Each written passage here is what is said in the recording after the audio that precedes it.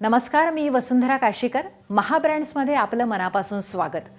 गरज ही शोधाची जननी आहे असं म्हटलं जातं आणि असंच काहीसं कॉटन किंग बाबत घडलंय. स्वतःच्या गरजेतून जन्माला आलेला हा ब्रँड आता अधिकाधिक लोकांचा ब्रँड कसा झाला याची माहिती आपण आजच्या भागात घेणार आहोत.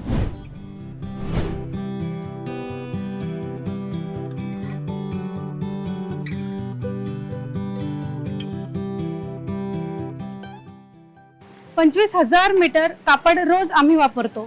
तर आम्ही 1,00,000 बटन लावतो. दररोज आम्ही 12,000 कपडे बनवतो.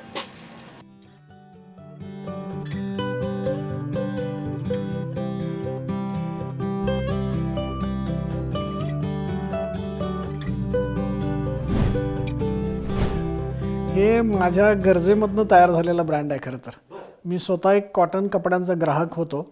बरेच वर्षापूर्वीची गोष्ट आहे, जेव्हा मी 100% कॉटनचे कपडे वापरायचो आणि मार्केटमध्ये मला ते कॉटनचे कपडे मिळायचे नाहीत. या गरजेतनं मला असं लक्षात आलं की माझ्यासारखे असे खूप कस्टमर असतील की ज्यांना कॉटन कपड्यांची गरज आहे, परंतु त्यांना ना 100% कॉटन कपड्याची गॅरंटी मिळते, ना कपड्याला काही व्हरायटी मिळते, ना त्याला योग्य प्राईस मिळते. मग अशी कस्टमरची कुचंबणा माझ्या लक्षात आल्यानंतर मला अशी बिझनेस आयडिया आली की मी जर का ह्या गरजेचा मी एक जर का सप्लायर जर का झालो तर ह्याच्यामध्ये खूप मोठा बिझनेस वाढीला स्कोप आहे आणि हा बिझनेस स्केलेबल पण आहे. एकाच लोकेशनवरती करायची गरज नाही, तो मल्टिपल लोकेशनला हा बिझनेस मी वाढवू शकतो. त्यातनंही मला ही बिझनेसची संकल्पना सुचली आणि मी वयाच्या 40व्या वर्षी ह्या बिझनेसमध्ये आलो.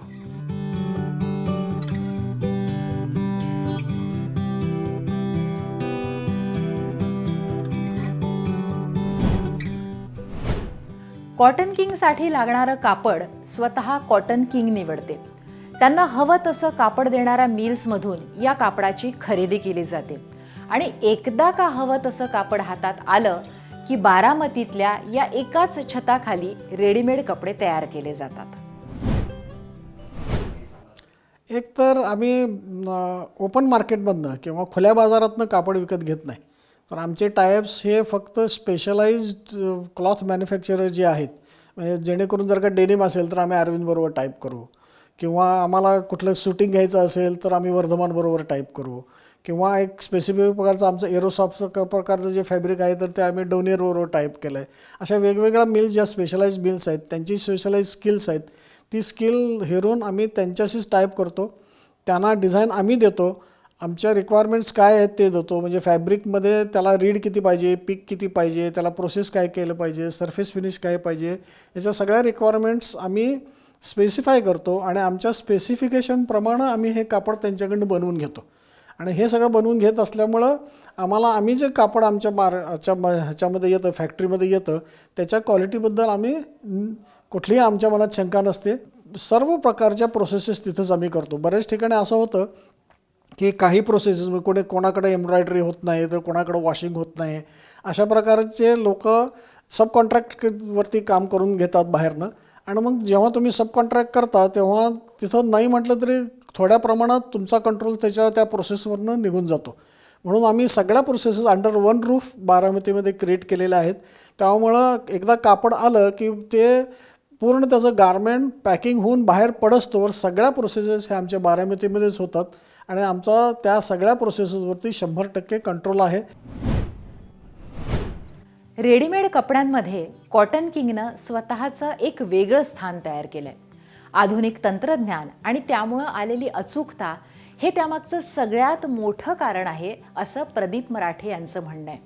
त्यातूनच दर्जेदार निर्मिती होते यावर कॉटन किंगचा विश्वास आहे.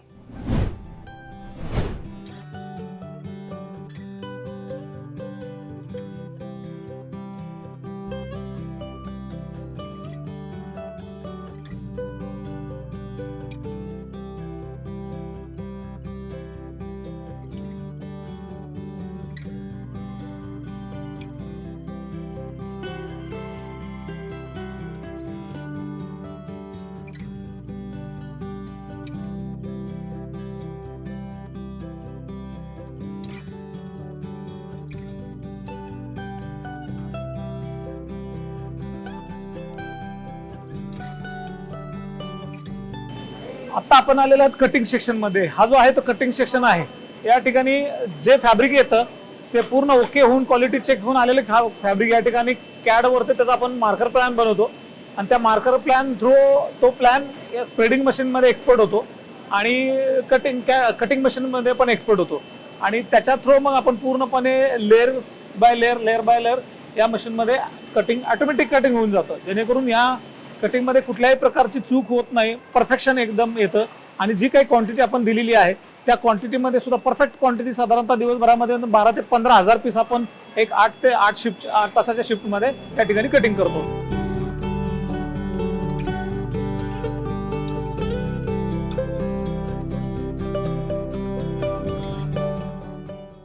की पहिल्यांदा आपलं फॅब्रिक सेक्शन, त्यानंतर कटिंग सेक्शन.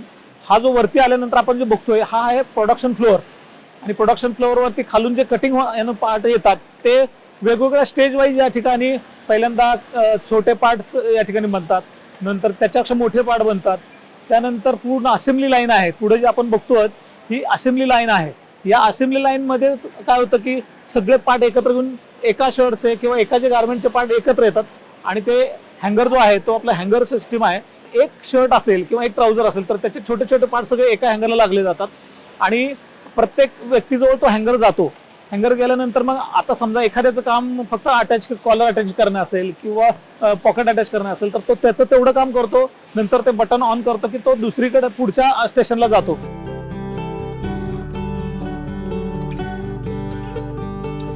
हे जे मशीन आहे नॉर्मली माणसाला ह्या ऑपरेशनला स्किल ऑपरेटर लागतो, परंतु इथे बघायला गेलं तर ऑपरेटरचं स्किल नाहीये, परंतु मशीन पूर्ण जे काय स्किलचं काम आहे ते मशीन पूर्ण करते. जसं ते पॉकेट घेतलं, क्रीज करणे, स्टिच करणे, हे ऑटोमॅटिक प्रोसेस आहे. इथं जो ऑपरेटर आहे त्याला कुठल्याही प्रकारचं स्किल लागत नाही. काही मिनिटामध्ये किंवा काही एक तासामध्ये तो ऑपरेटर जस्ट बघून सुद्धा तयार होऊ शकतो. दिवसभरामध्ये ही मशीन साधारणतः एक 8 तासाच्या वर्किंगमध्ये 1200 ते 1500 पीस या मशीनवरती निघतात. नॉर्मली काय असतं की एखादा व्यक्ती जेव्हा काम करायला जातो तेव्हा तो काही काळानंतर सकाळी आलेला थोडासा फ्रेश असतो, दुपारी थोडासा कमी एनर्जी झालेली असते, संध्याकाळी तर त्याची एनर्जी बऱ्यापैकी डाऊन झालेली असते. तर ती एनर्जी डाऊन झाल्यानंतर माणूस काय होतं की थकलो जातो, पण मग थकल्यानंतर थोडीशी क्वालिटी लूज होण्याची शक्यता असते. तर या मशीनमध्ये तसं काही नाहीये, कारण काय होतं की मशीनच माणसाला सतत आपल्याकडं काम करून घेत असते.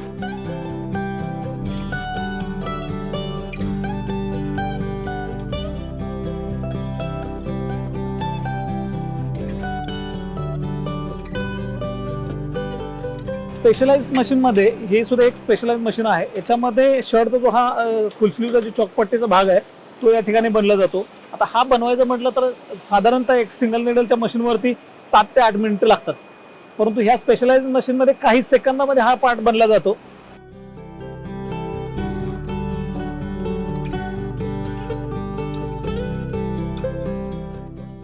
हा मशीनची ॲक्युरसी आणि हे जो ऑपरेटर आहे त्याचं कोऑर्डिनेशन, ह्याच्यामध्ये हा पार्ट अतिशय चांगल्या रीतीने, चांगल्या क्वालिटीचा आणि चांगल्या प्रोडक्टिव्हिटीमध्ये हा पार्ट या ठिकाणी बनतो.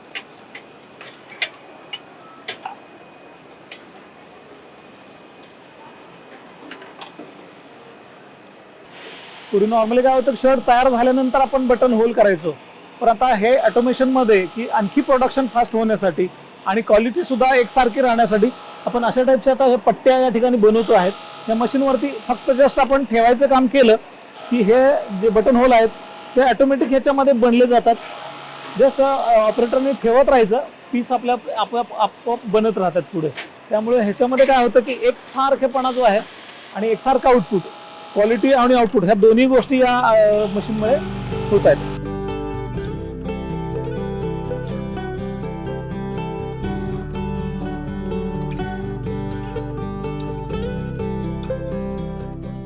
इथं आपण बघतोय की हे जे हँगरला शर्ट येत आहेत त्याचे वेगवेगळ्या प्रकारचे वेगवेगळे पीसेस दिसत आहेत. तर हे सर्व एका शर्टचे पीसेस आहेत. तर जेव्हा ते पहिल्या ऑपरेटरकडे जातात तर त्याच्याशी रिलेटेड जे ऑपरेशन आहे तो ते करतो आणि नंतर पुढच्या ऑपरेशनरकडे, नंतर त्याच्या पुढच्या, असं करत प्रत्येक एक ऑपरेशन करत करत करत पूर्णपणे राऊंड होऊन हे शर्ट फुल तयार होऊन येतो.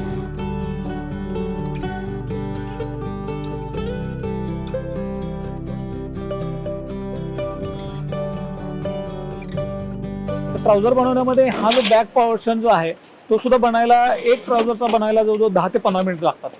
तर त्याच्यासाठी सुद्धा हे स्पेशलाइज मशीन आहे, ज्याच्यामध्ये ऑटोमेशन आहे आणि त्या मशीनच्या साह्याने काही सेकंदामध्ये, अगदी 15 ते 20 सेकंदामध्ये हे ऑपरेशन या ठिकाणी बनवून तयार होतं.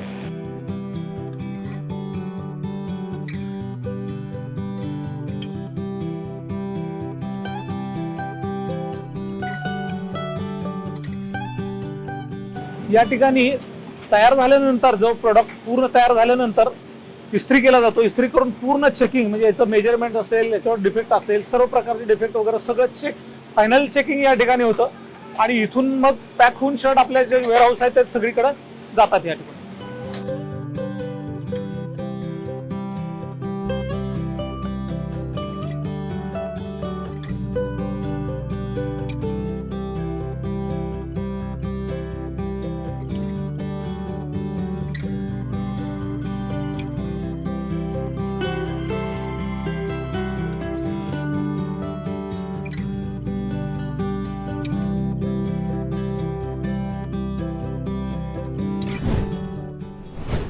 इथे घेऊया एक छोटीशी विश्रांती.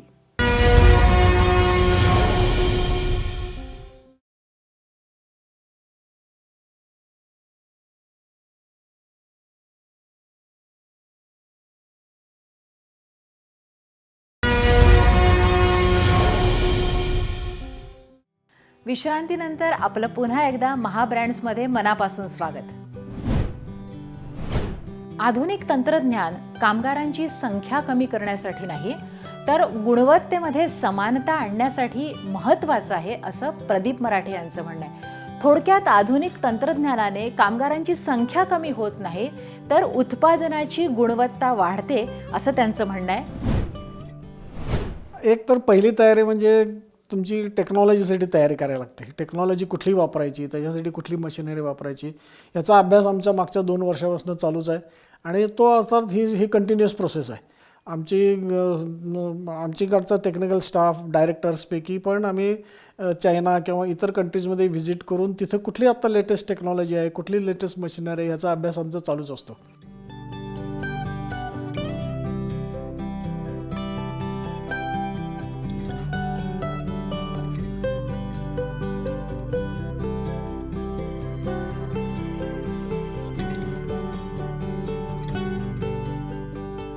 पण आता आम्हाला आमची जी प्रोडक्शन स्टँडर्ड कॅपॅसिटी 8 तास प्रोडक्शनची जी आहे ती आम्हाला आता 15,000पर्यंत घेऊन जायची आहे. परंतु आम्ही ऑटोमेशनची प्रोसेस जेव्हा सेट करणार तेव्हा ते अशी करणार की ती स्केलेबिलिटी त्याची 20,000पर्यंत जायला पाहिजे. अशा प्रकारे आमचं आताचं ऑटोमेशन किंवा जे प्रोजेक्ट जे चालू आहे हे या फिगर्स लक्षात घेऊन आम्ही हे पुढचं ऑटोमेशन हातामध्ये घेतलं आहे. ऑटोमेशन हे बेसिकली स्किलवरची डिपेंडन्सी कमी करणं, आणखी क्वालिटीमध्ये एक सारखेपणा आणणं, ह्या 2 मेन एम लक्षात घेऊन हे काम केलं जातं. कारण असं होतं की तुम्ही जेव्हा स्किलवरती अवलंबून राहता तेव्हा 2 वेगवेगळ्या वर्कर्स किंवा 4 वेगळ्या वर्कर्सचे वेगवेगळे स्किल लेवल्स असू शकतात आणि मग तुमच्याकडं जर का 4 पॅन्ट बनल्या फॅक्टरीमध्ये तर 4 क्वालिटी स्टँडर्डला ओके असतील, परंतु त्याच्यामध्ये देखील परत ग्रेडेशन असेल आणि हे ग्रेडेशन आपल्याला नको आहे. आपल्याला जर का कस्टमरला एकसारखी क्वालिटी, याचा अर्थ नुसती चांगली क्वालिटी नव्हे तर चांगल्या क्वालिटीमध्ये देखील एकसारखेपणा हा जर का पाहिजे असेल तर त्याला ऑटोमेशन पाहिजे. ऑटोमेशन बरेच वेळेला असं समजलं जातं की फक्त लेबर फोर्स कमी करण्यासाठी नाही आहे, तर त्यातला स्किल फॅक्टर जो आहे हा काढून टाकून एकसारखेपणा क्वालिटीमधला येणं हा त्याच्यामधला प्रामुख्यानं भाग आहे आणि तो साधण्यासाठी हे ऑटोमेशन आहे. मी असं समजतो की जसं तुमचे स्केल ऑफ ऑपरेशन वाढत जातात तसं तुम्हाला जर का क्वालिटीची मध्ये कन्सिस्टन्सी जर का मेंटेन ठेवायची असेल तर ऑटोमेशनला पर्याय नाही.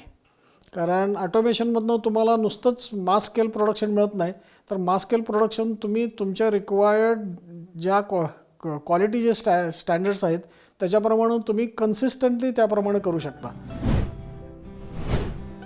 कॉटन किंग बाबत एक गोष्ट महत्त्वाची सांगावीशी वाटते, ती म्हणजे एकीकडे आधुनिक तंत्रज्ञानाचा जास्तीत जास्त वापर केला जात असला तरी दुसरीकडे नैसर्गिक साधन संपत्तीचा मोठ्या प्रमाणात उपयोग केला जातो. रोजच्या उत्पादन निर्मितीत सौर ऊर्जेचा वापर 80 ते 85% केला जातो आणि याशिवाय निसर्गाचा समतोल बिघडणार नाही, प्रदूषण होणार नाही याची काळजी घेत पाण्याचा पुनर्वापर करण्यावरही भर दिला जातो. ही आम्ही ग्रीन फॅक्टरी समजतो. याच्यामध्ये आम्ही पॉवर जनरेशन जे आहे हे आमचं मिनिमम डिपेंडन्स हा MSCBवरती आहे. आम्ही स्वतःची पॉवर स्वतःच जनरेट करतो. सोलर पॅनल पूर्ण फॅक्टरीवरती आम्ही सोलर पॅनल बसवलेले आहेत.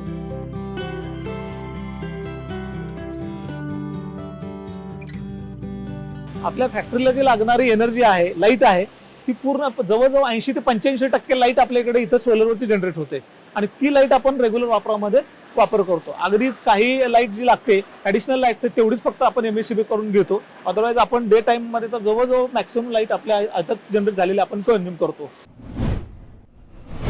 एन्व्हायरमेंट फ्रेंडली म्हणजे एक पोल्युशन आणि वॉटर ह्या दोन गोष्टी महत्त्वाच्या असतात.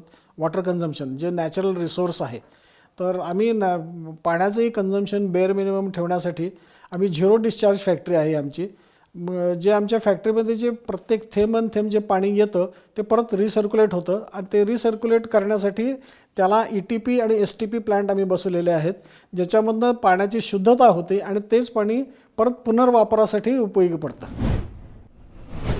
दर्जेदार उत्पादनासाठी कुशल मनुष्यबळाची आवश्यकता असते असं म्हटलं जातं, पण कॉटन किंगमध्ये तसं नाही. इथे अकुशल मनुष्यबळही तितकंच महत्त्वाचं आहे. त्यांना योग्य ते प्रशिक्षण देऊन आपल्यात सामावून घेत असल्याचा कॉटन किंगला विशेष अभिमान आहे. त्यातही महिलांच्या आर्थिक सबलीकरणावर विशेष भर दिला जातोय. मला खास करून हे नमूद करावं वाटेल की आमच्या फॅक्टरीमध्ये 70% ह्या महिला वर्ग काम करतात आणि त्या बारामतीच्या आसपासच्या खेड्यामधनं तिथं कामाला येतात आणि तिथं काम करतात. ह्या बेसिकली अनस्किल्ड लेबर टाईप महिला आहेत. त्यांच्याकडे शिलाईचे स्किल नाही आहेत, परंतु ती आम्ही जेव्हा फॅक्टरीमध्ये घेतो तेव्हा त्यांना आम्ही ट्रेनिंग देतो.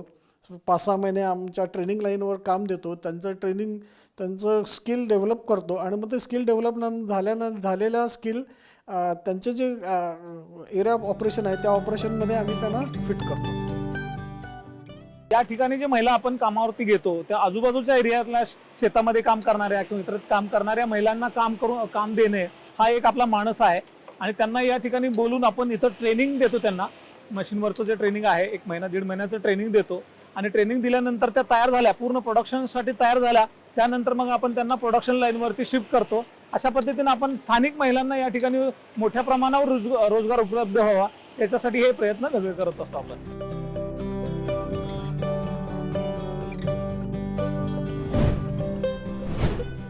सध्या महाराष्ट्रासह कर्नाटक, गोवा, मध्य प्रदेश, गुजरात, तेलंगणात कॉटन किंग आपली ओळख निर्माण करून ठामपणे उभा आहे. ग्राहकांपर्यंत पोहोचण्यासाठी स्वतःचं आउटलेट असणं आवश्यक आहे असं मराठे यांचं म्हणणं आहे आणि त्यासाठी भविष्यातही त्यावरच भर दिला जाईल. खरं तर आम्ही आत्ता हे जे बिझनेस मॉडेल जे सिलेक्ट केलेलं आहे एक्सक्लुझिव्ह ब्रँड आउटलेट्स, त्याच्यामध्ये सगळ्यात मोठा असा फायदा आहे की आमचा ब्रँड आम्ही कस्टमरपर्यंत डायरेक्टली नेतो. आम्हाला आणखीन दुसरा रिटेलर बरोबर किंवा दुसरा डिस्ट्रीब्युटरवरती अवलंबून राहावं लागत नाही कस्टमरपर्यंत पोहोचण्यासाठी. आणि आमची तर स्ट्रॅटेजी ह्याच्या पुढे भविष्यामध्ये अशीच असेल की ज्याच्यामध्ये आम्ही कस्टमर बरोबर डायरेक्टली इंटरॅक्ट करू शकू असंच बिझनेस मॉडेल आम्ही सिलेक्ट करू की जेणेकरून आमच्या आणि कस्टमरमध्ये कधीही दुरावा येणार नाही, अंतर पडणार नाही आणि कस्टमरच्या सगळ्या रिक्वायरमेंट आम्ही 100% पूर्ण करू, त्यांच्या अपेक्षा आम्ही पूर्ण करू आणि इन टर्न आम्हालाही त्याचा फायदा होईल.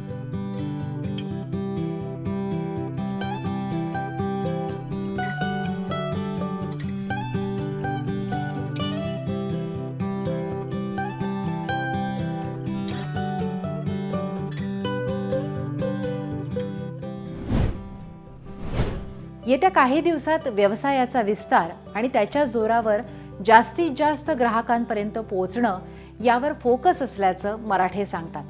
हे करताना दर्जातलं सातत्य आणि अचूकता टिकवण्यासाठी आधुनिक तंत्रज्ञानाची जोड दिली जाणार आहे.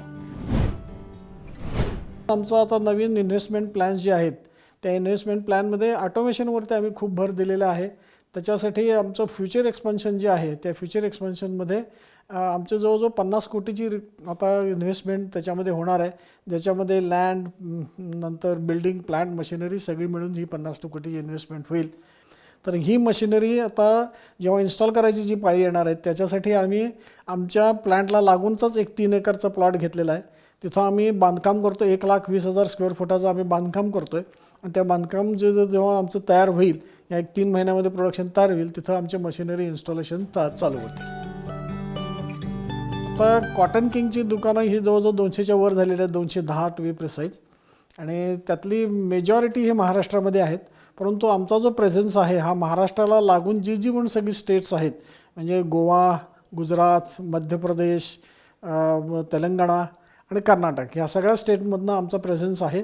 आणि मेजर प्रेझेन्स महाराष्ट्र आहे, त्याच्या खालोखाल कर्नाटका आणि मग बाकीचे सगळ्या स्टेटमध्ये पण आमचे स्टोर्स आहेत. कस्टमरला चांगल्या कॉटनचे, चांगल्या प्रतीचे, कन्सिस्टंटली चांगले प्रोडक्ट देऊ अशी मला खात्री आहे.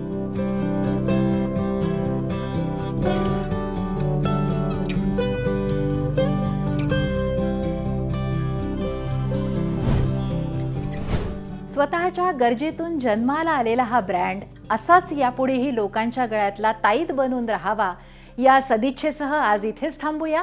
महाब्रँड्समध्ये पुन्हा भेटू एका नवीन ब्रँडसह. तोपर्यंत नमस्कार.